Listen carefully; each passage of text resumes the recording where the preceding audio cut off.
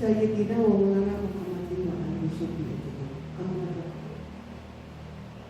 Ibu Lailatul Zahra, maaf ya, Ibu Zahratul Lailiyah yang saya banggakan, Bapak Ibu Dewan Guru JS 225 yang saya banggakan pula. Marilah kita senantiasa mengaturkan syukur kehadirat Allah Subhanahu wa taala yang mana kita semua bisa berada di sini dengan keadaan sehat walafiat, tiada alasan apapun. Salam salam mudah-mudahan selalu tersanjungkan kepada junjungan kita Nabi besar Muhammad Shallallahu Alaihi Wasallam. Bapak Ibu yang kami hormati, hari ini Bu Zahratul Lailiyah akan menyampaikan diseminasi tentang budaya positif yang mana ini merupakan modul dari modul 1.4 karena saya bisa menyampaikan seperti beberapa hari yang lalu telah menyampaikan ke saya akan melakukan kegiatan ini. Sudah beberapa kali Bu Lia mengadakan kegiatan dalam memenuhi tugas-tugas program CGP calon guru penggerak yang ini sudah kesekian kalinya. Mudah-mudahan Bu Zahra nantinya sampai selesai bisa mengikuti dan bisa memenuhi tugas-tugasnya dengan baik, lancar dan sukses. Amin. Nanti kami mohon Bapak Ibu sekarang bisa mengikuti dengan proaktif apa yang disampaikan oleh Buya, dan nantinya Buya juga bisa membuat laporan tentang ini dengan baik. Dan saya selaku kepala sekolah mensupport apa yang telah dilakukan oleh Buya sampai hari ini, dan tentunya apa yang telah disampaikan Buya ini baik untuk punya pendidikan, tidak hanya untuk yang pribadi selama CGP, tapi untuk yang semua itu baik untuk peningkatan pelayanan kepada siswa. Maka tolong ya yang mengikuti program CGP nantinya tidak hanya Buya, apalagi kemarin sampaikan oleh PP itu hanya sampai tahap 12. Maka monggo yang lain, karena nanti semakin bertambah CGP-nya berarti nanti juga akan semakin banyak hikmah yang bisa kita ambil dari materi-materi yang disampaikan oleh CGP. Itu untuk mengawali kegiatannya Buya agar lancar sampai selesai. Mari kita buka dengan bacaan Bismillahirrahmanirrahim. Terima kasih. Waktu sepenuhnya kami serahkan kepada Buya selaku CGP. Assalamualaikum warahmatullahi wabarakatuh.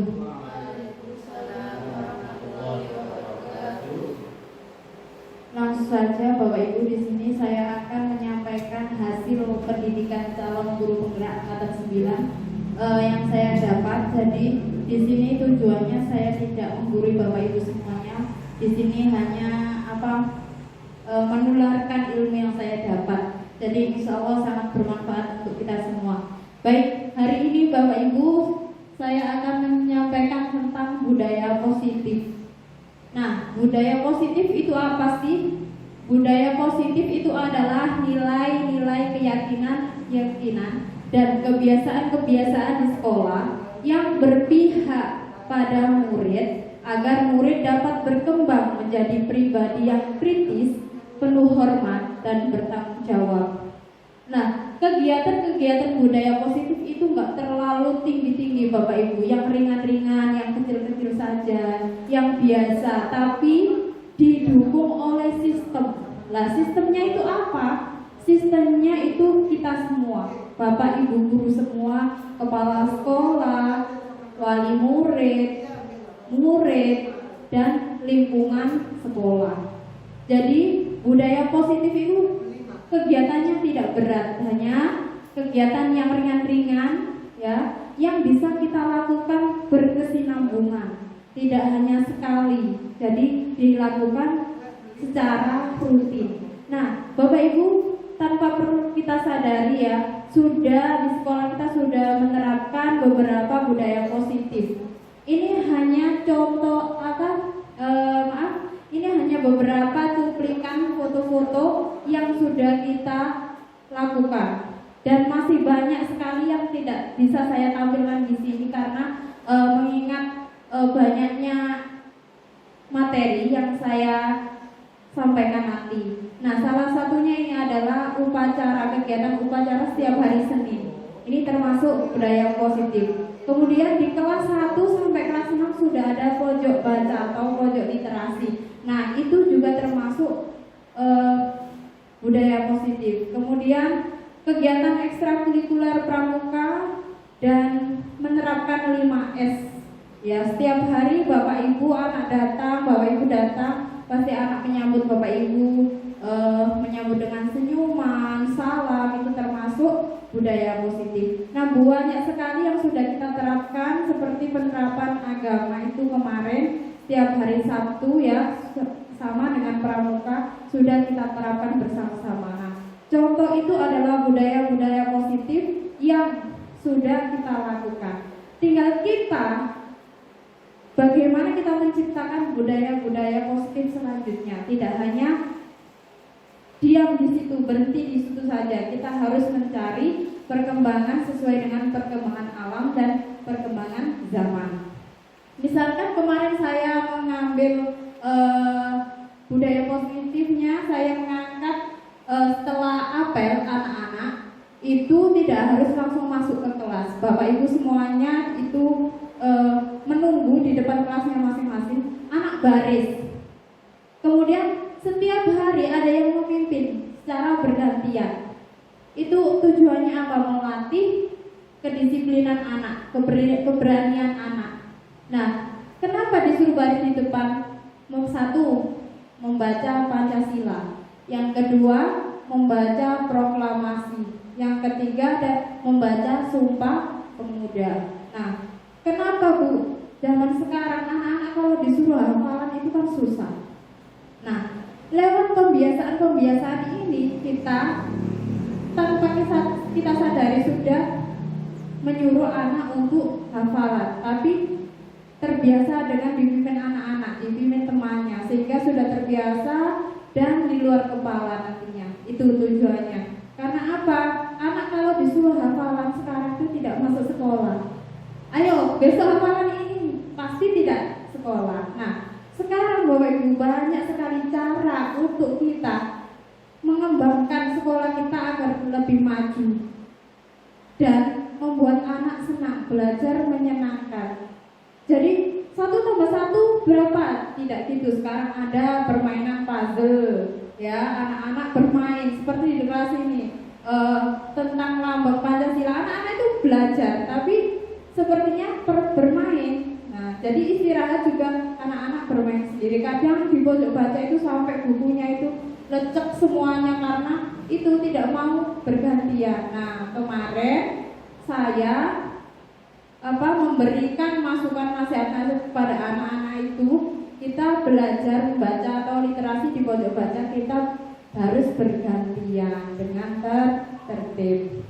Nah, selanjutnya Bapak Ibu, nah di sini saya kasih pertanyaan pemantik. Bapak Ibu setuju apa tidak setuju tentang hukuman? Pasti hukuman itu tidak asing bagi Bapak Ibu. Mungkin Bapak Ibu pas ketika sekolah dulu juga mendapati hukuman dari gurunya atau dari ibunya atau ayahnya. Nah, hukuman dapat mendisiplinkan anak. Bapak Ibu setuju apa enggak ya? Setuju, ke? Setuju. Pemberian hukuman dengan hal positif seperti membaca, membersihkan halaman sekolah dan meningkatkan disiplin anak. Setuju apa enggak? Setuju. Memberi penghargaan dapat meningkatkan motivasi belajar anak. Setuju apa enggak? Nah, dari pertanyaan pemantik ini Bapak Ibu tujuannya nanti ini akan kita bahas. Jadi kita nanti tahu mana sih yang harus kita lakukan ke depannya, mana sih yang harus kita ubah ke depannya. Jadi itu tujuannya ini, pertanyaan ini. Nah, langsung Bu ya. Karena banyak sekali yang harus kita bahas. Jadi konsep budaya, konsep budaya inti, budaya positif Bapak Ibu, ini ada saya angkat 8. 1. Perubahan paradigma belajar, disiplin positif, nilai-nilai kebajikan, kebutuhan dasar manusia, motivasi perilaku manusia, posisi kontrol guru, keyakinan kelas, segitiga restitusi. Nah, dari sini semuanya saya sudah praktek Bapak Ibu kemarin ketika lokakarya juga, dan ini termasuk tugas-tugas saya sudah saya kumpulkan dan saya share ke YouTube saya. Nah, Bapak Ibu bisa lihat di situ. Kalau penasaran CGP itu berat nggak ya? Insya Allah nggak berat Bapak Ibu. Karena apa? Tugas-tugasnya itu sudah kita lakukan ternyata. Tinggal kita mendokumentasi. Itu. Jadi Bapak Ibu jangan takut untuk daftar ya. Nah, disiplin positif dan nilai-nilai kebajikan universal. Nah, ini pertama yang harus kita bahas. Kenapa? Karena disiplin itu sangat penting Bapak Ibu. Nah, di sini ada perubahan paradigma kegiatan kepala tangan. Nah, di sini ya, Bapak Ibu ada satu teman A dan satu teman B. Nanti sobeklah secari kertas kecil, tuliskan benda atau sesuatu yang sangat berharga untuk Anda. Letakkan di salah satu tangan Anda dan genggam. Bayangkan Bapak Ibu punya harapan besar di tangan Bapak Ibu, di genggaman Bapak Ibu. Nah, kemudian ada teman B akan mencoba dengan sekuat tenaga, dengan berbagai cara untuk meminta Anda memberikan benda tersebut. B bisa membujuk, mengancam, menghardik, merayu, bahkan menyuap, ya, apa saja agar dapat membuka kepala tangan Anda. Bapak Ibu dari sini Bapak Ibu paham maksudnya ini? Belum? Atau sudah? Jadi Bapak Ibu punya harapan besar atau kehormatan Bapak Ibu yang sedang Bapak Ibu genggam. Kemudian ada teman Bapak Ibu datang, ingin sekali tahu genggaman yang ada di dalam tangan Bapak Ibu, isinya itu apa? Kira-kira apa yang terjadi jika ada orang ingin mengetahui niku yang ada di kepala tangan Anda? Apa ada yang mau menjawab? Bisa? Monggo. Bu Hani? Insya Allah saya akan tetap menjaga kepala tangan saya tergenggam erat, karena dalam genggaman tersebut mungkin ada hal-hal yang saya banggakan dan hanya boleh saya miliki. Jadi walaupun saya dicaci, dimaki, disuap ataupun dihardik, tetap akan saya jaga kepala tangan. Oke, baik, tepuk tangan untuk Bu Hani. Iya. Apakah ada pendapat lain Bapak Ibu? Monggo, Pak Wawan? Sama Pak Afif? Oke, Bu Rif'a? Iya. Jadi Bapak Ibu, suatu impian atau harga diri kita wajib kita jaga. Karena apa? Yang dapat mengontrol diri kita itu bukan orang lain, bukan ibu kita, bukan ayah kita, bukan teman dekat kita atau bestie kita, bukan. Akan tetapi diri kita sendiri yang bisa mengontrol. Baik, di sini perubahan paradigma teori kontrol, teori pilihan atau ilusi kontrol itu ada 4 Bapak Ibu ya. Ilusi guru mengontrol murid, kemudian ilusi bahwa semua penguatan positif, efektif dan bermanfaat. Kemudian ilusi bahwa orang dewasa berhak memaksa. Ilusi bahwa kritik dan membuat rasa bersalah mampu menguatkan karakter. Nah, di sini kita akan bahas satu persatu Bapak Ibu. Bahwa ilusi guru mengontrol murid pada dasarnya kita tidak dapat memaksa murid untuk berbuat sesuatu. Jikalau murid tersebut memilih untuk tidak melakukannya. Walaupun tampaknya guru sedang mengontrol perilaku murid. Hal demikian terjadi karena murid sedang mengizinkan dirinya dikontrol.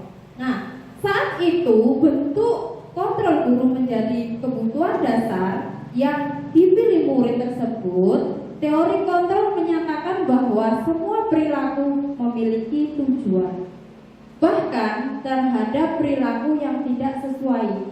Di sini tidak bisa dikontrol guru. Contoh, ketika kelas kita kelas ramai. Bapak Ibu guru mencoba untuk menertibkan kelas. Lah anak-anak diam itu bukan karena jenengan semuanya bisa mengontrol anak-anak, bukan. Yang dapat mengontrol anak-anak diri mereka. Entah itu karena takut, entah itu karena dia memang ingin mengetahui ilmu selanjutnya dari Bapak Ibu.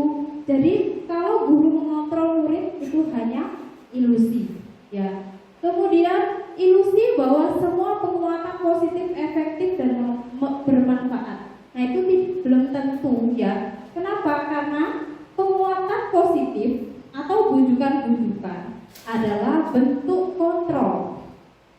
Segala usaha untuk mempengaruhi murid agar mengulangi sesuatu perilaku tertentu adalah suatu usaha untuk mengontrol murid tersebut dalam jangka waktu tertentu. Kemungkinan murid tersebut akan menyadarinya dan mencoba untuk menolak bujukannya. Bisa jadi murid tersebut menjadi tergantung pada pendapat sang guru untuk berusaha. Jadi tidak semua penguatan positif, efektif dan bermanfaat itu, jadi semuanya itu hanya ilusi Bapak Ibu. Karena pada dasarnya sekali lagi yang bisa mengontrol diri kita itu adalah kita sendiri. Begitu juga dengan murid. Nah selanjutnya ilusi bahwa kritik dan membuat rasa bersalah mampu menguatkan karakter. Nah jadi menggunakan kritik dan rasa bersalah untuk mengontrol murid menuju pada identitas gagal Bapak Ibu. Ya, mereka belajar untuk merasa buruk tentang diri mereka. Mereka mengembangkan dialog diri yang negatif. Kadangkala sulit bagi guru untuk mengidentifikasi bahwa mereka sedang melakukan perilaku ini karena seringkali guru cukup menggunakan suara halus untuk menyampaikan pesan negatif. Seperti itu Bapak Ibu. Nah lanjut, ilusi bahwa orang dewasa berhak memaksa. Ini sudah kita praktekkan tadi ketika kepalan tangan, ya. Banyak orang dewasa yang percaya bahwa mereka memiliki tanggung jawab untuk membuat murid-murid berbuat hal-hal tertentu. Apapun yang dilakukan dapat diterima selama ada sebuah kemajuan berdasarkan sebuah pengukuran kinerja. Pada saat itu pula orang dewasa akan menyadari bahwa perilaku memaksa tidak akan efektif untuk jangka waktu panjang dan sebuah hubungan permusuhan akan terbentuk. Nah, seperti tadi Bapak Ibu memiliki harapan besar di tangan Bapak Ibu. Kemudian ada teman Bapak Ibu datang, ingin sekali mengetahui apa sih harapan besar yang sudah Bapak Ibu genggam. Nah, dengan teman sampean datang tadi sudah membujuk, merayu, bahkan menyuap, Bapak Ibu tetap tidak memberitahukan, ya. Kenapa? Karena Bapak Ibu tetap menjaga harkat dan martabat Bapak Ibu. Nah, lanjut. Nah, perubahan paradigma stimulus respon teori kontrol atau teori pilihan. Di sini ada stimulus respon dan yang sebelah sana teori kontrol. Nah, kita mencoba mengubah orang berpandangan sama dengan kita.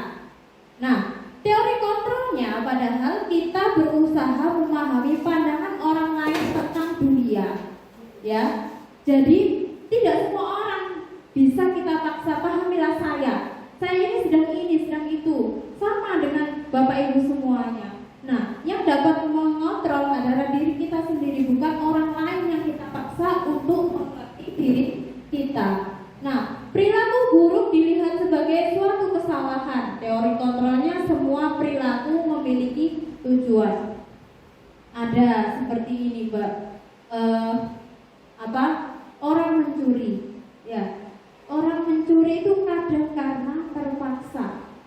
Seperti saya pernah menonton tuh ada anak kecil mencuri hanya makanan, Bapak Ibu. Kenapa? Tujuannya itu hanya memberi makan orang tuanya yang sedang sakit dan tidak punya siapa-siapa. Nah, ini yang termasuk perilaku buruk dilihat sebagai suatu kesalahan. Padahal teori kontrol yang semua perilaku itu memiliki tujuan. Jadi kita sebagai pendidik Bapak Ibu ya, kalau ada kasus atau masalah apapun tidak boleh langsung menjustis.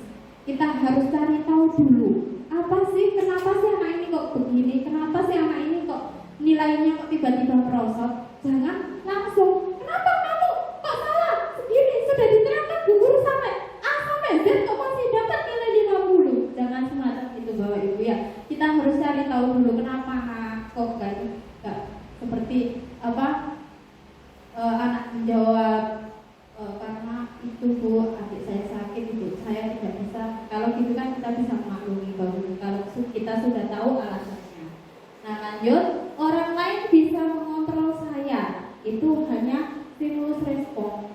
Kalau teori kontrolnya hanya Anda yang bisa mengontrol diri Anda. Nah itu satu, itu kalau Bapak Ibu pegang teguh insya Allah selamat dan bahagia. Pemaksaan ada pada saat bujukan gagal. Teori kontrolnya kolaborasi dan konsensus menciptakan pilihan-pilihan baru. Yang terakhir, model berpikir menang atau kalah. Nah, padahal kita teori kontrolnya itu model berpikir menang-menang. Kenapa? Karena kita harus optimis. Kita harus maju Bapak Ibu. Jangan melakukan kemunduran. Nah, jadi siapa sesungguhnya yang memiliki kontrol? Diri? Iya, diri kita sendiri. Nah, ini adalah bagian disiplin positif Bapak Ibu. Sebenarnya banyak sekali. Nah, teori kontrol atau teori pilihan dari William Glasser ini ada 4 ya. Anda tidak bisa mengontrol orang lain, hanya Anda yang mengontrol diri Anda. Kenapa? Karena di sini merujuk ke makna disiplin. Ya. Belajar kontrol diri dengan menggali potensi kita agar tercapai tujuan mulia, yaitu sesuatu menjadi seseorang yang kita inginkan berdasarkan nilai-nilai kita hargai. Nah, kemudian semua perilaku memiliki tujuan. Teori motivasi untuk menghindari hukuman itu termasuk motivasi ekstrinsik ya. Kemudian untuk mendapatkan imbalan. Nah, anak itu kok setiap hari disiplin ya, datang tepat waktu gini. Nah, ini teori motivasinya itu apakah menghindari hukuman atau mendapatkan imbalan atau hanya untuk menghargai dirinya sendiri. Kemudian masuk ke nilai-nilai kebajikan universal dan keyakinan kelas. Kemudian yang ketiga, model berpikir menang. Kolaborasi dan konsensus menciptakan pilihan-pilihan baru. Nah, ini masuk ke 5 posisi kontrol. Nah, nanti kita akan bahas ini, insya Allah seru Bapak Ibu, karena kita akan mengingat apa yang sudah kita lakukan. Kita termasuk sebagai guru penghukum, pembuat rasa bersalah, atau sebagai guru, sebagai teman, atau pemantau saja, atau juga manajer. Nah, nanti itu insya Allah setelah tahu apa materi ini, tahu bahwa Ibu sudah tahu menilai dirinya masing-masing. Oh, selama ini saya masuk di sini, harusnya saya itu masuk di sini, seperti itu. Kemudian segitiga restitusi, menstabilkan identitas, validasi kebutuhan, menanyakan keyakinan. Dan yang terakhir, realitas atau kebutuhan kita berbeda. Kita berusaha memahami pandangan orang lain tentang dunia. Setiap orang memiliki gambaran berbeda. Nah, di sini masuk ke 5 kebutuhan manusia, yakni bertahan hidup atau penguasaan, kasih kasih sayang dan rasa diterima, kesenangan atau kebebasan. Nah, kita akan bahas satu persatu dari bakat ini. Bapak Ibu pasti mengenali kata disiplin. Apa sih makna disiplin itu Bapak Ibu? Ada yang tahu? Ada yang tahu Bapak Ibu? Kita bahas. Nah, jadi disiplin itu dari bahasa Latin yaitu disiplina yang artinya belajar, ya. Disiplin diri membuat orang menggali potensinya menuju sebuah tujuan apa yang dia hargai. Namun dalam budaya kita makna kata disiplin telah berubah Bapak Ibu ya, menjadi sesuatu yang dilakukan seseorang pada orang lain untuk mendapatkan kepatuhan, ya. Kecenderungannya atau umumnya adalah menghubungkan kita disiplin ketidaknyamanan bukan dengan apa yang kita hargai atau pencapaian suatu tujuan mulia. Jadi itu makna disiplinnya berubah, padahal artinya dari bahasa Latin itu disiplin artinya belajar, tapi di kalangan kita kan disiplin itu mematuhi ya Bapak Ibu. Disiplin aturan, disiplin datang tepat waktu, disiplin pakaian ya. Di sini nilai-nilai kebajikan universal Bapak Ibu. Nilai kebajikan adalah sifat-sifat positif manusia yang merupakan tujuan mulia yang ingin dicapai setiap individu. Nilai tersebut bersifat universal. Nah, Bapak Ibu di sini masuk di 6 dimensi profil pelajar Pancasila, nyambung dengan kurikulum Merdeka Bapak Ibu. Jadi kita cocok sekali untuk belajar ini. Banyak sekali manfaatnya ya. Jadi apa saja itu? Pasti Bu Rima sudah hafal ya, melentek 6 dimensi sama Bu O. Karena setiap hari sudah menerapkannya ya. Beriman, bertakwa kepada Tuhan yang Maha Esa dan berakhlak mulia. Mandiri, bernalar kritis, berkebinekaan global, bergotong royong dan kreatif. Nah, itu 6 dimensi ini jika sudah kita terapkan, insya Allah kita selamat Bapak Ibu. Nah, lanjut Bapak Ibu, saya tampilkan pertanyaan romantik lagi. Nanti Bapak Ibu bisa berpendapat. Oke. Sebagai seorang pendidik, saat Anda perlu hadir di suatu pelatihan, motivasi apakah yang mendasari tindakan Bapak Ibu? Apakah Anda hadir karena tidak ingin ditegur pihak panitia atau pengawas Anda dan mendapatkan surat teguran? Atau Anda ingin terlihat atau mendapatkan pujian? Ya? Atau mendapatkan penghargaan sebagai kepala sekolah berprestasi? Ya. Anda ingin menjadi pembelajar sepanjang hayat, menjadi orang yang berusaha dan bertanggung jawab, serta menghargai diri Anda sendiri sebagai teladan bagi murid-murid Anda, guru-guru Anda, serta lingkungan Anda, karena Anda percaya tindakan Anda sebagai pemimpin pembelajaran akan jadi panutan oleh lingkungan Anda. Bapak Ibu, dari ketiga pendapat ini, ya, itu mana yang mendasari Bapak Ibu datang atau suatu proses perubahan untuk motivasi diri Anda? Kira-kira yang mana? Mana berikan? Kira-kira yang mana?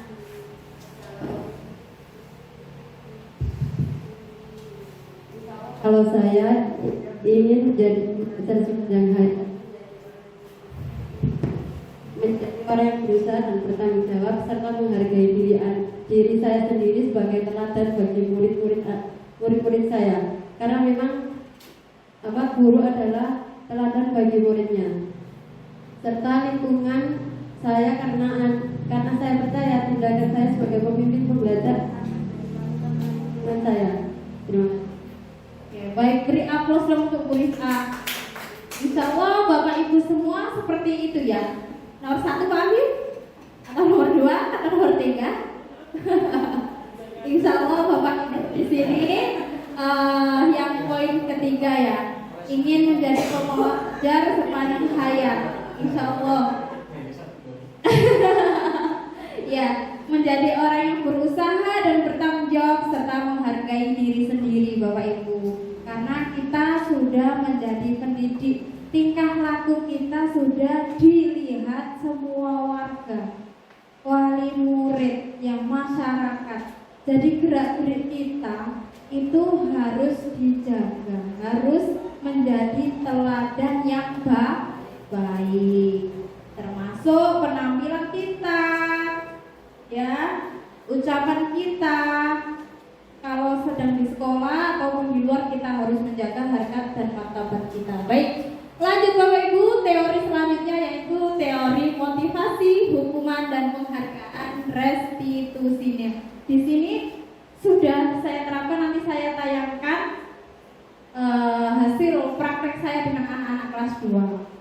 Nah, teori motivasi perilaku manusia itu ada dua, yaitu motivasi eksternal dan motivasi internal, Bapak Ibu. Nah, apa yang akan terjadi apabila saya tidak melakukannya? Itu terbesit dalam otak kita untuk menghindari ketidaknyamanan atau hukuman. Jadi kita berpikir ke situ. Apa yang akan saya dapatkan apabila saya melakukannya? Jadi bertindak pasti kita melakukan atau berpikir dahulu untuk mendapatkan imbalankah, atau untuk mendapatkan pujiankah, atau menghargai diri kita sendiri. Nah, yang ketiga, saya akan menjadi orang yang seperti apa bila saya melakukannya. Untuk menghargai diri sendiri itu. Nah, jadi makanya saya ucapkan tadi, saya sampaikan tadi, kita harus menjaga harkat dan martabat kita sebagai pendidik. Jadi apapun yang kita lakukan, kita harus berpikir panjang dulu, Bapak Ibu.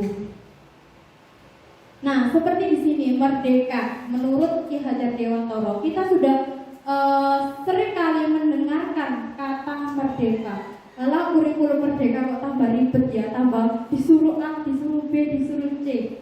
Nah, padahal merdeka itu bukan bebas dari pekerjaan, Bapak Ibu ya. Merdeka itu menurut Ki Hajar Dewantara artinya merdeka itu tidak hanya terlepas dari perintah, akan tetapi juga cakap buat memerintah diri sendiri.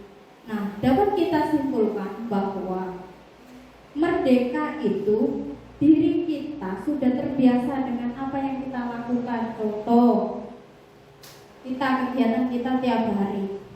Ada kepala sekolah atau tidak di sekolah kita tetap melakukan pembelajaran.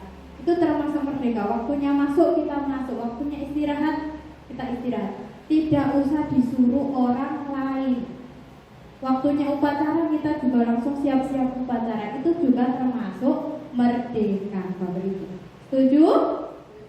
Oke. Alhamdulillah. Jadi kita sudah Semangat ya, setuju. Enggak ya Bu ya. Yes. Makanya Bu Ge, merdeka itu tidak harus bebas dari pekerjaan ya Bu Ge. Iya, bahwa kita itu merdeka itu sesuai dengan diri kita masing-masing. Makanya satu yang saya pegang dari ucapan teman saya, jadilah diri kamu sendiri. Kita tidak bisa mencontoh orang lain. Ya, kita tidak bisa mencontoh orang lain. Kita gali potensi kita masing-masing. Seperti itu. Jadi kita sudah tidak boleh suudzon tentang merdeka ya.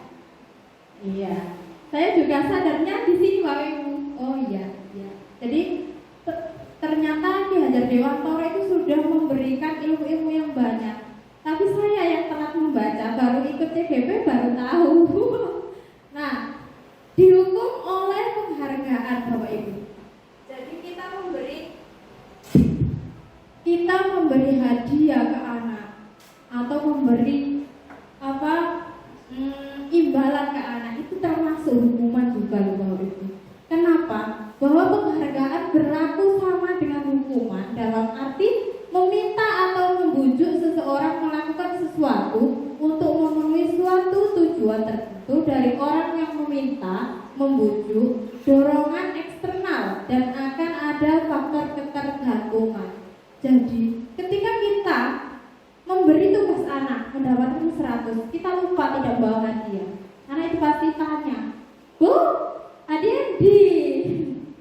Itu termasuk baik apa enggak ya Bu? Nah, kita memberi penghargaan itu tidak hanya barang Bapak Ibu, bisa bagus, nilai kamu bagus, tingkat kanak, dapat jempol dari guru. Nah, sekarang kan sudah ada pojok baca atau pohon prestasi, kita kasih bintang di pohon prestasinya. Seperti saya di pojok baca itu siapa? Yang membaca sering itu tak suruh menulis namanya. Dalam bulan ini yang sering membaca itu saya hitung kartunya di situ yang dimasukkan ke kaleng itu saya lihat, saya hitung. Nah, yang bulan itu Prisia, jadi fotonya saya pajang. Anak itu senangku. Jadi tiap hari itu saya update, tiap bulan. Anak itu senang. Akhirnya senang membaca, senang duduk di situ di pojok. Lanjut. Sama ini penghargaan menurunkan kualitas seperti tadi itu. Ketika kita tidak memberi, kita akan ditagih. Atau kita memberi, nanti tak kasih hadiah. Lah, bingung gurunya kali padahal gak mau hadiah. Bu, mau jadi naik hadiah. Iya ya besoknya lupa lagi, ditagih lagi. Bu, jadi naik hadiah lah, semacam itu. Jadi penghargaan dihukum oleh penghargaan. Kemudian program bentuk kebajikan, apresiasi. Nah, dalam membentuk apresiasi atau pengakuan perlu diingat beberapa hal. Jadi Bapak Ibu, menurut saya kalau dalam pembelajaran itu sangat penting sekali apresiasi. Bahkan diri saya sendiri kalau diberi apresiasi itu senangnya bukan main, ya, sampai gak bisa tidur. Diingat-ingat, oh iya tadi saya dapat apresiasi ini. Nah, caranya gimana? Beri pengakuan secara khusus, ya. Tiap anak itu tidak harus Bu dikasih semua hanya dinilai dari pelajarannya saja. Itu oleh nol gak tahu dapat apresiasi, tidak hanya dari itu saja. Ini pengakuan secara pribadi, kemudian pengakuan kepada semua murid secara bergantian. Jadi biar tidak muncul rasa iri. Bu guru kalau kok iso mujiku terus, aku gak tahu. Nah, akhirnya anak itu minder. Oh, aku boleh gak iso pelajarannya. Padahal yang diberi apresiasi itu tidak hanya pelajaran. Anak dapat menyapu dengan benar, itu juga bagus Bapak Ibu. Kita beri apresiasi. Nah, anak senangnya itu nyiram-nyirami bunga wae. Gak belum kerja, kita beri apresiasi untuk yang menyiram bunga. Seperti itu. Anaknya itu bisa, jadi kita itu bisa memetakan anak ini bisanya kemana, bakatnya itu kemana, minatnya itu kemana. Jadi kita itu bisa menggiring anak sesuai dengan minat dan bakatnya masing-masing. Kemudian contoh pengakuannya. Nah, ini sudah ada di sini. Kemarin saya perhatikan Rocky sudah nyirami bunga ya di taman. Contoh seperti itu ya. Jadi nilai kebajikan itu masuk di rasa empatimu sangat besar sekali. Nah, situasinya pada saat menolong murid. Nah, kalau saya contohkan tadi sedang menyirami tanaman atau merawat tanaman. Nah, kemudian yang kedua saya menghargai. Nah, nilai kebajikannya, kepeduliannya, ya.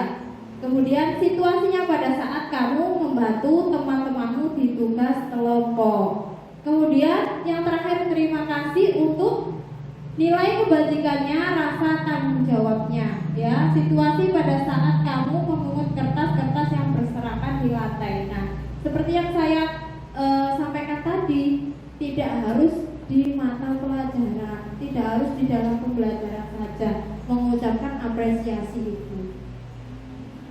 Nah, ini yang masuk hukuman. Kira-kira dari sini ya, ini tentang hukuman atau konsekuensi. Kira-kira dari tayangan ini nanti Bapak Ibu sudah bisa menyimpulkan apa sih hukuman itu, apa sih konsekuensi itu, ya.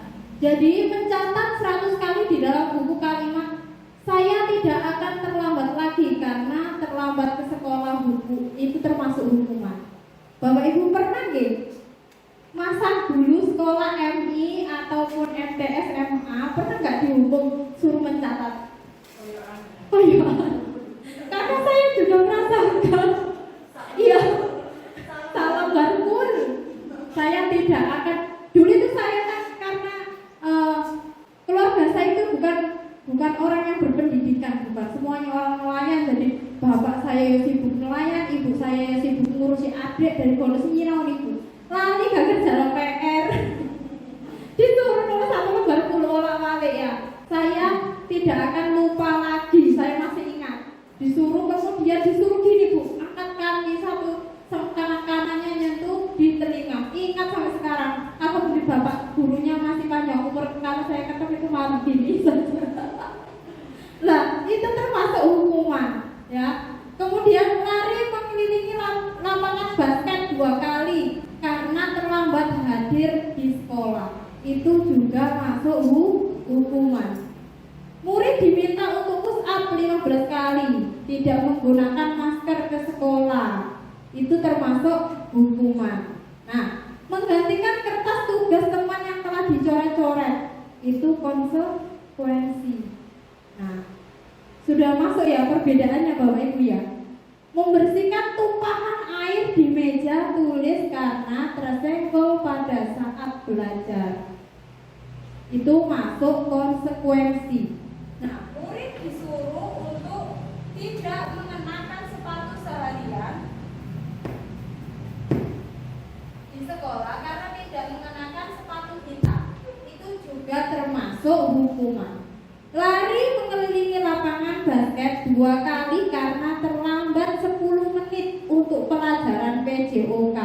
Itu konsekuensi. Dari sini Bapak Ibu sudah bisa membedakan antara hukuman dan konsekuensi?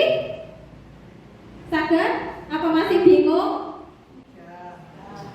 Iya. Nah, iya, Bu. Nah, di sini ada perbedaan hukuman dan konsekuensi. Dapat dilihat Bapak Ibu, karena apa? Kita itu sebenarnya sudah melakukan, tapi nggak tahu itu termasuk apa ya. Seperti itu.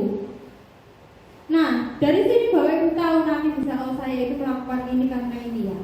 Nah, hukuman sesuatu yang menyakitkan harus terjadi. Kalau konsekuensi sesuatu yang harus terjadi. Jadi hukuman itu loro Bapak Ibu, ngomong hukuman lakukan 10 kali, 100 kali. Kalau hukuman membuat anak sakit atau fisik maupun hati untuk jangka waktu yang lama. Contoh, dipisoi bapak atau gurune atau bapaknya disawat penghapus, menang. Lah, itu termasuk apa? Hukuman ya. Hukuman. Nah itu juga walaupun anak itu diam, tapi terbesit dalam hatinya itu menimbulkan dendam. Rasa sakitnya, lah betul sekali. Dititeni satuan Pak Guru kalau, eling sampai tua, sampai anak putune kulo dieling nak hati-hati memberi Pak Guru atau guru itu nyawa penghapus. Nah, itu termasuk hukuman Bapak Ibu. Diingatnya jangka waktu lama. Sampai 2 anak putu Bapak Ibu. Kemudian konsekuensinya anak menghargai disiplin. Ya benar memang disiplin langsung diam grek. Tapi eling-eling sampai 1 orang. Itu mati. Ya. Kemudian anak membenci kedisiplinan itu juga hukuman. Konsekuensi anak menghargai disiplin. Paksaan, konsekuensi stimulus dan tanggapan. Kemudian hukuman mendorong anak menyakiti diri sendiri. Konsekuensinya mendorong anak agar mudah menyesuaikan diri. Nah, konsep diri yang buruk, hukuman itu termasuk konsep diri yang buruk Bapak Ibu ya. Itu tadi diingat-ingat. Nah, konsekuensinya konsep diri yang baik. Hukuman anak belajar untuk menyembunyikan kesalahan. Konsekuensi anak belajar untuk mematuhi peraturan. Nah ini perlu digarisbawahi Bapak Ibu. Menyembunyikan kesalahan. Karena guru itu sering memberi hukuman. Ketika ada anak yang salah, ini siapa ini yang mencari-cari tembok? Akhirnya, itu loh bu, si A, itu loh bu,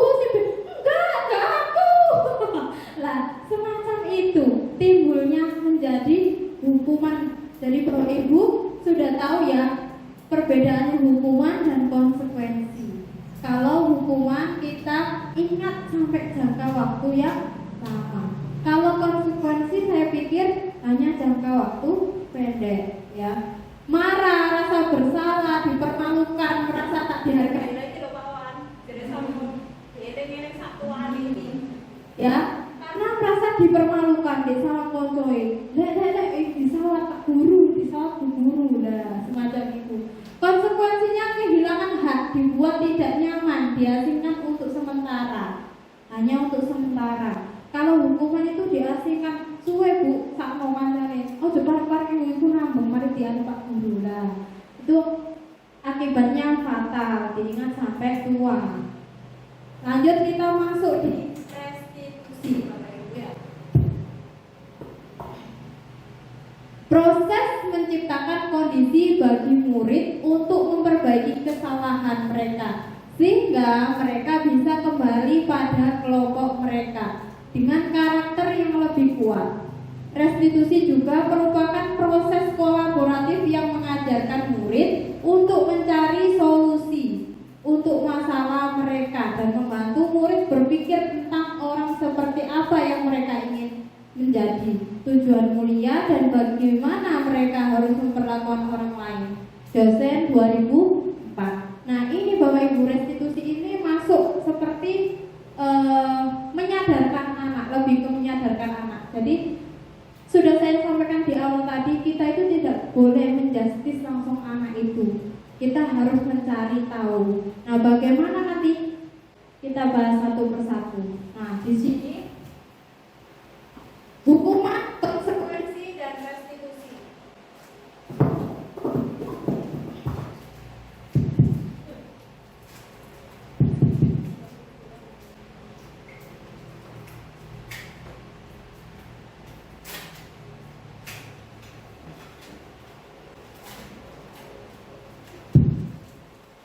Jadi hukuman, konsekuensi, restitusi. Nah ini perbedaannya. Kalau hukuman saya tebal itu identitas gagal.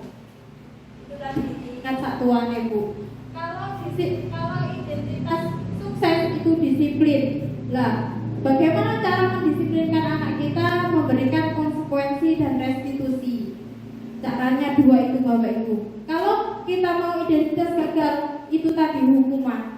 Karena diingat di jangka panjang. Kalau disiplin kita ingat jangka pendek dan menumbuhkan disiplin itu caranya dengan dua ini, memberikan konsekuensi dan restitusi.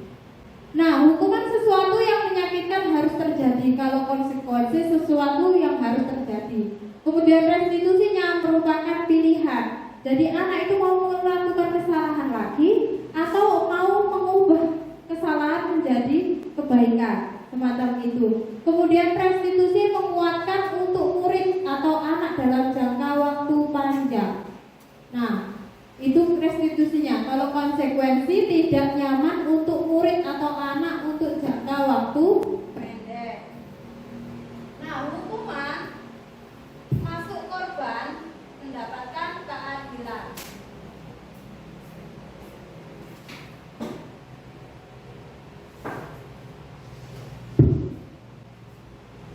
Konsekuensi korban bisa diabaikan.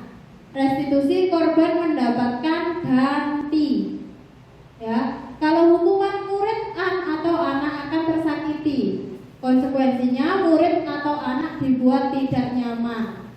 Restitusi murid atau anak mendapatkan penguatan, Bapak Ibu. Jadi restitusi itu sangat baik untuk diterapkan di sekolah atau di kelas masing-masing Bapak Ibu. Perilaku pasif atau agresif meningkat, itu hukuman.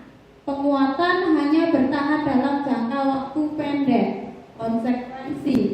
Nah, restitusinya apa? Masalah terpecahkan karena sudah mendapat solusi. Hukuman sistem tidak akan berjalan bila murid tidak takut.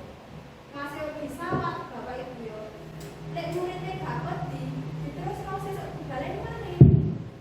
Nah, itu hukuman. Kalau konsekuensi memerlukan monitoring dan supervisi terus-menerus dari guru. Restitusinya murid belajar bertanggung jawab untuk perilakunya. Kalau hukuman berlaku hanya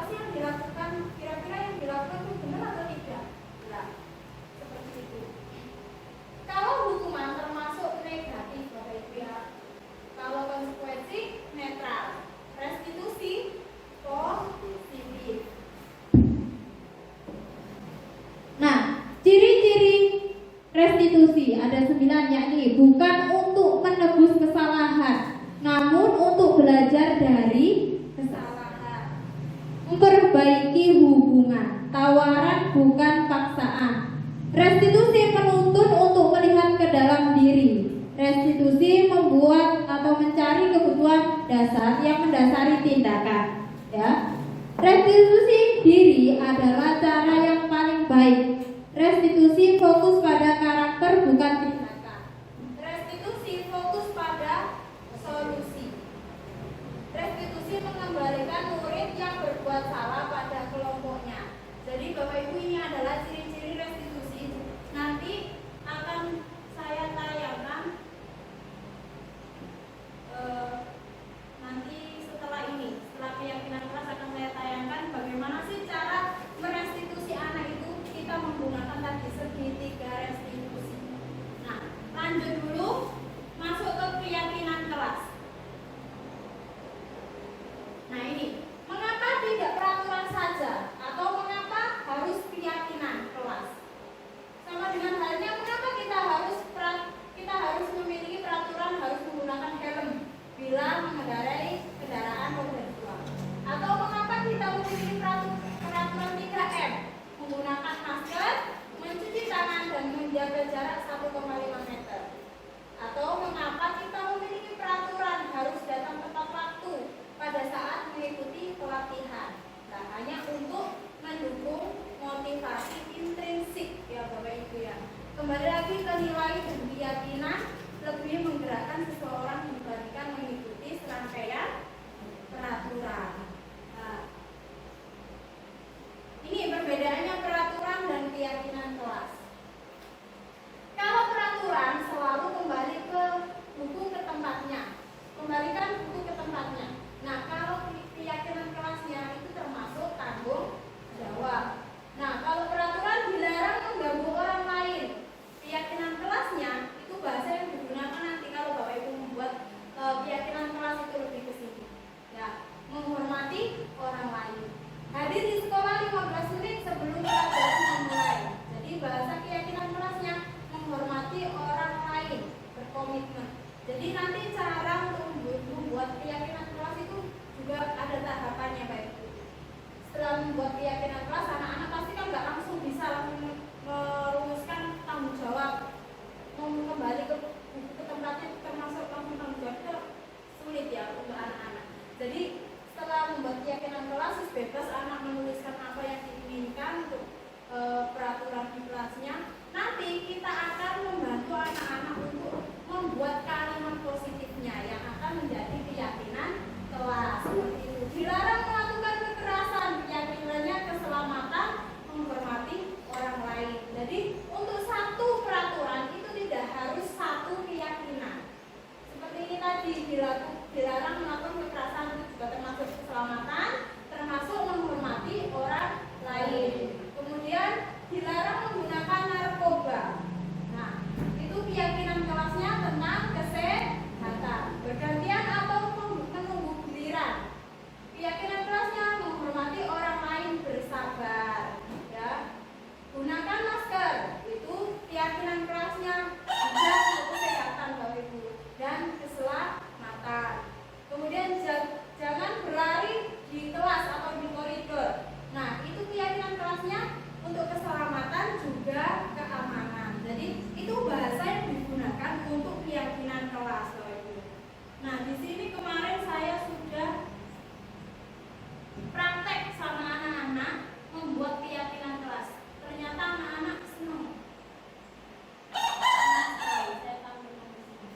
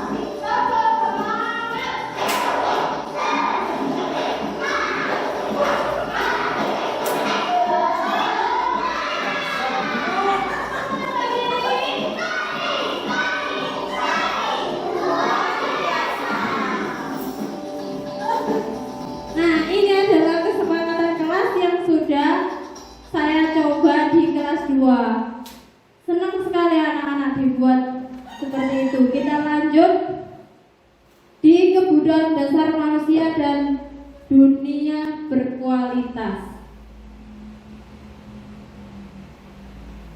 5 kebutuhan dasar manusia yaitu 1. Bertahan hidup, kasih sayang dan rasa diterima, penguasaan, kebebasan dan kesenangan. Di sini kalau bertahan hidup itu seperti makanan, pakaian, tempat tinggal, keamanan dan kesehatan. Kemudian rasa diterima, dipedulikan, berbagi, kerjasama, menjadi dari bagian dalam kelompok, itu termasuk kasih sayang dan rasa diterima. Kemudian yang ketiga Bapak Ibu itu penguasaan. Nah, penguasaan itu apa saja? Harga diri, keinginan untuk dianggap, ya. Kemudian memimpin, berprestasi, diakui dan didengar. Itu termasuk penguasaan. Kemudian kebebasan, mandiri, memiliki pilihan, mencoba hal baru, mampu mengendalikan dirinya, ya. Kemudian kesenangan itu bermain, humor, antusias dan tertawa. Ini sudah kita lakukan semuanya dan sudah terpenuhi. Kemudian ada motivasi perilaku manusia. Itu ada motivasi ekstrinsik dan intrinsik. Kalau motivasi intrinsik itu untuk menjadi orang yang mereka inginkan dan menghargai diri sendiri dengan nilai-nilai yang mereka percaya. Kalau ekstrinsik itu ada 2 yang saya tulis di sini, yaitu untuk mendapatkan imbalan.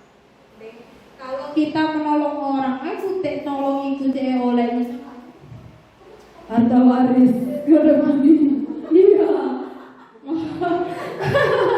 Zamane ngono ya Pak ya. Nah, motivasi ekstrinsik seperti itu. Atau saya melakukan atau saya datang tepat waktu biar tidak dihukum atau biar tidak diberi hukuman. Nah, itu termasuk ekstrinsik atau ketidaknyamanan. Kemudian, nah, ini 5 posisi kontrol. Posisi kontrol ini 1 penghukum, pembuat rasa bersalah, teman, pemantau, manajer. Ini yang sudah saya sampaikan tadi, bahwa sampai apakah termasuk yang penghukum atau masuk ke pembuat rasa bersalah atau masuk ke teman, pemantau atau manajer. Oh, keren itu pertama. Kalau penghukum, guru menunjuk murid. Sudah diterangkan dari tadi, gak pinter-pinter. Wah, gak bisa-bisa. Ini tadi kali ini nak, terus diginikan. Nah, itu termasuk hukuman, ya. Nah, ini yang diucapkan guru sama dengan saya ucapkan tadi. Kalau kamu tidak melakukannya, awas ya, awas kok. Balik di mana? Balik di mana? Kalau saya ngomong bola ya, masuk, balik di. Balik di mana ya? Kawan, bola tak. Terus no. Hasilnya anak itu akan memberontak Bapak Ibu, menyalahkan orang lain. Ya tadi. Kemudian kaitan dengan dunia berkualitas, itu murid meletakkan guru di luar dunia berkualitas. Nah, murid berkata biasanya diucapkan biarkan saja, nanti juga marah-marah lagi. Jadi Bapak Ibu, mau sing ngomelan ki sapa? Sing menang iki sapa? Guru sing diteni, dielek sampai tuwek. Nah, dampaknya pada murid mengurangi kesalahan lagi. Wis ate dilakoni maneh bareng guru lho mek ngomong tok. Iki saya guru mek ngomong tok. Nah, itu termasuk penghukum. Nah, kalau membuat bersalah itu ceramah Bapak Ibu ngandani. Nah, seharusnya itu kamu itu belajar lebih rajin biar tidak mencontek. Nah, atau ibu kecewa. Nah, iya. Nah, seperti itu. Nah, hasilnya menyembunyikan, menyangkal, berbohong. Padahal tadi ini agak sinau, tapi ngomong gak disinaui. Padahal ibunya wis nyinau diri sinau, aku sinau boleh nang HP lah. Kaitan dengan dunia berkualitas, murid meletakkan guru di dalam dunia berkualitas. Murid berbiasa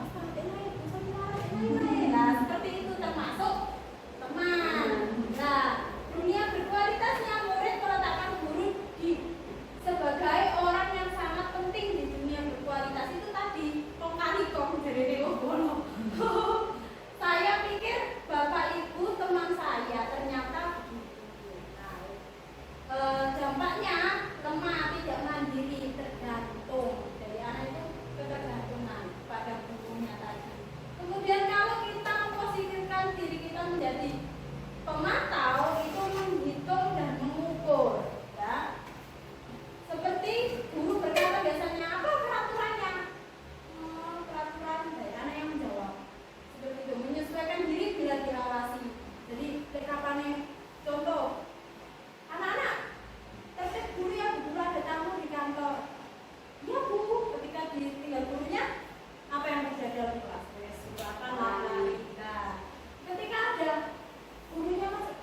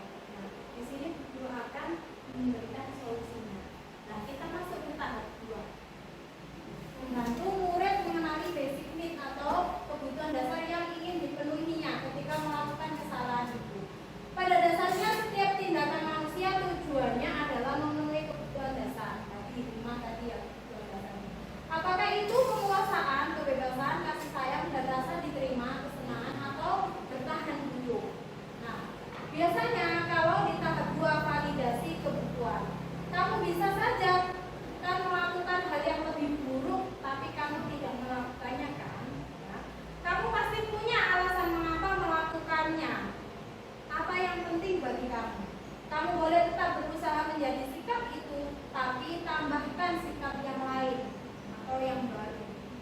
Maukah kamu belajar cara yang lain untuk mendapat yang kamu butuhkan tanpa harus memukul? Nah, tadi, apakah kamu bisa melakukan dengan lebih baik besok lagi? Jadi, Bapak Ibu jika sudah bisa menerapkan segitiga restitusi ini, insya Allah antara guru dan murid tidak akan ada rasa dendam-dendam Bapak Ibu. Mohon sampai elek-elek sampai tua di kelas ini yang diingat itu yang baik-baik. Nah, tahap yang ketiga itu adalah menanyakan keyakinan. Apa nilai yang kita percaya di kelas atau sekolah kita? Nilai-nilai universal apa yang telah kita sepakati? Kelas yang ideal itu seperti apa sih? Kamu ingin jadi anak seperti apa? Nah, jadi pertanyaan-pertanyaan ini bisa digunakan untuk menanyakan keyakinan. Menjadi orang yang seperti apa sih kamu nanti? Pengennya seperti apa? Jadi lebih ke kita ajak untuk berbicara. Jadi dari hati ke hati. Jadi ini Pak Wawan.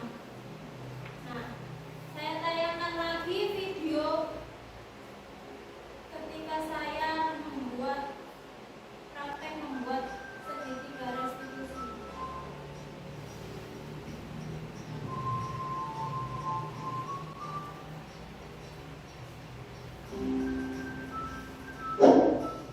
Nah, ini karena masih saya tak kasih gitu teng-teng.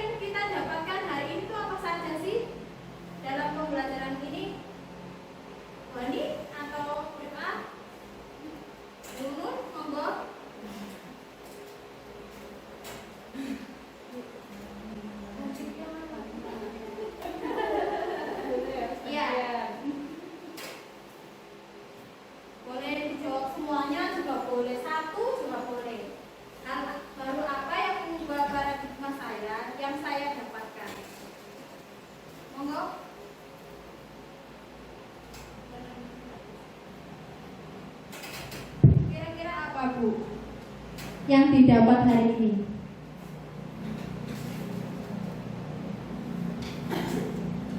Ya, alhamdulillah di kegiatan ini kita sebagai pendidik itu hal baru yang mengubah paradigma saya. Mungkin dari tadi yang pemaparan dari Ibu Zahro itu kita sudah dapat membedakan mana itu hukuman, mana itu konsekuensi. Jadi kita sebagai pendidik itu lebih mendalami lagi tentang hukuman dan konsekuensi itu. Biar kita kan di zaman sekarang ini kan untuk mengubah para peserta didik itu kan nggak mudah gitu, sulit di zaman sekarang. Jadi mungkin dengan adanya tadi kita bisa membedakan hukuman dan konsekuensi, mungkin itu bisa menjadikan para pendidik ini lebih tahu lagi, lebih mendalami lagi tentang hal-hal yang anak didik kita, hal di rumah yang belum kita tahu untuk kita hukum atau kita beri konsekuensi. Dan hukuman itu kita juga nanti kan bisa melihat bagaimana hukuman yang bisa mendidik, mana hukuman yang tidak bisa mendidik. Mungkin itu dari saya. Baik, beri aplaus untuk Bu Monika. Terima kasih Ibu. Nah, yang kedua, perasaan apa yang muncul selama mengikuti sesi ini Bapak Ibu? Apakah jenuh? Apakah senang mendapatkan ilmu baru? Jujur saja ya. Monggo, Pak Afif. Monggo. Ini bisa.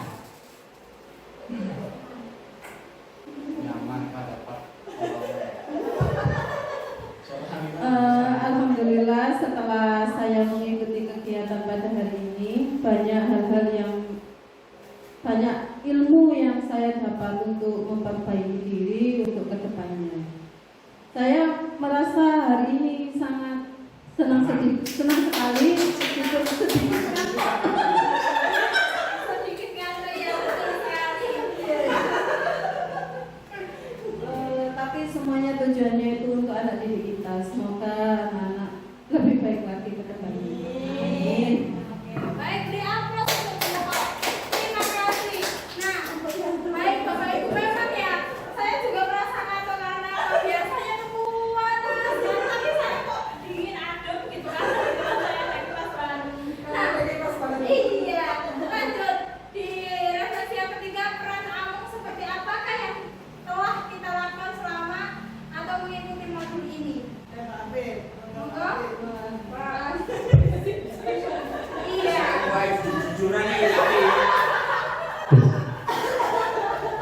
Saya ucapkan terima kasih terkait tentang peran Among seperti apa yang saya telah lakukan selama mengikuti modul.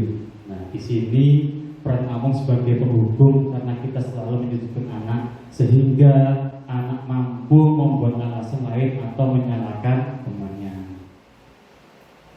Iya, baik, berapa sudah habis. Nah, bagus sekali Pak ya. Memang peran Among kita itu di sini katanya Om Jawa itu ngomong ya. Kita itu ngomong atau menurut Ki Hajar Dewangga itu menuntun Bapak Ibu. Jadi kita harus menumbuhkan sabar. Jadi agar tidak muncul menjadi kita teori kontrolnya itu pembuku ya. Nah, yang terakhir saya akan menjadi Among yang seperti apakah setelah mengikuti modul ini? Apa Pak? Ayo Pak.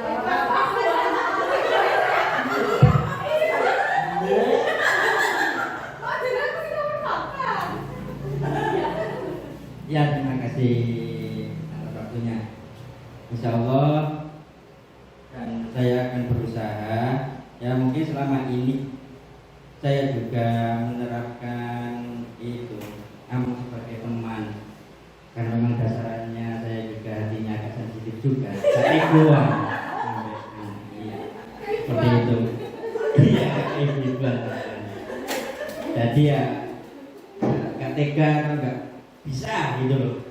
Ya meskipun itu kadang perilaku anak juga ke saya ke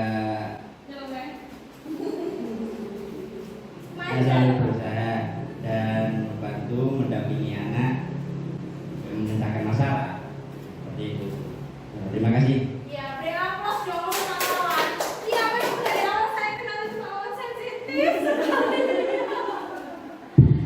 Baik Bapak Ibu, alhamdulillah dari hari ini tersampaikan dengan baik. Semoga manfaat ini Bisa bermanfaat ya. Amin. Bapak Ibu semuanya dan untuk kemajuan sekolah tercinta kita. Baik dari saya, wassalamualaikum warahmatullahi wabarakatuh.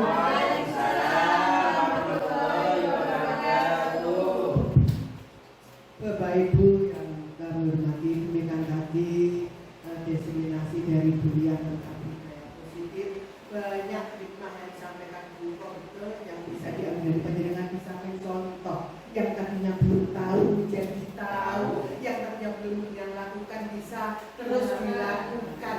Yang semuanya itu adalah demi peserta didik, peningkatan pelayanan kepada peserta didik yang secara otomatis akan meningkatkan prestasi siswa, prestasi sekolah kita. Ternyata dengan adanya CGP ini juga tidak hanya CGP-nya saja yang dapat, pendampingan juga bisa dapat. Sekali lagi, monggo yang lain ikut program CGP yang masih tersisa 2 tahap. Biar sekolah kita itu lebih maju. Itu terima kasih Bu Yang ya. Mudah-mudahan ilmu yang penjenengan berikan terus bisa penjenengan imbaskan ke teman-teman sehingga tidak hanya untuk kebaikan yang pribadi tapi untuk kita semua. SDN 295. Terima kasih dari saya. Assalamualaikum warahmatullahi wabarakatuh.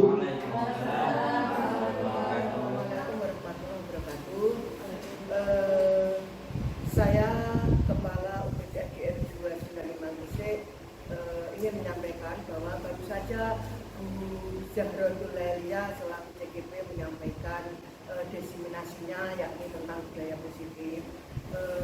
Beliau menyampaikan tentang budaya positif dengan gamblang dan jelas. Banyak hikmah yang bisa diambil apa yang disampaikan Bu Lia tadi. Dari Buya sendiri bisa menyerap materi satu modul 1.4 yang beberapa yang sudah menyampaikan ke saya dan bisa mengambil dari materi tersebut untuk didiseminasikan ke teman-teman dan juga buat dirinya sendiri untuk memperbaiki pembelajaran utamanya pelayanan kepada siswa.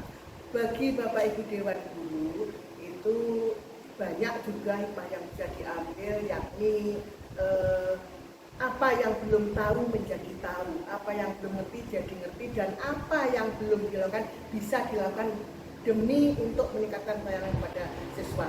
Pada diseminasi budaya positif oleh Buya tadi juga diikuti oleh saya, kelas sekolah juga bersama Dewan Guru. Saya selaku kelas sekolah mengapresiasi apa yang dilakukan Buya selaku CGP. Mudah-mudahan Buya bisa mengikuti kegiatan program CGP ini sampai selesai lancar dan sukses. Demikian yang bisa saya sampaikan. Kurang lebih mohon maaf. Assalamualaikum warahmatullahi wabarakatuh. CGP Angkatan 9 sukses, sukses, sukses, yes.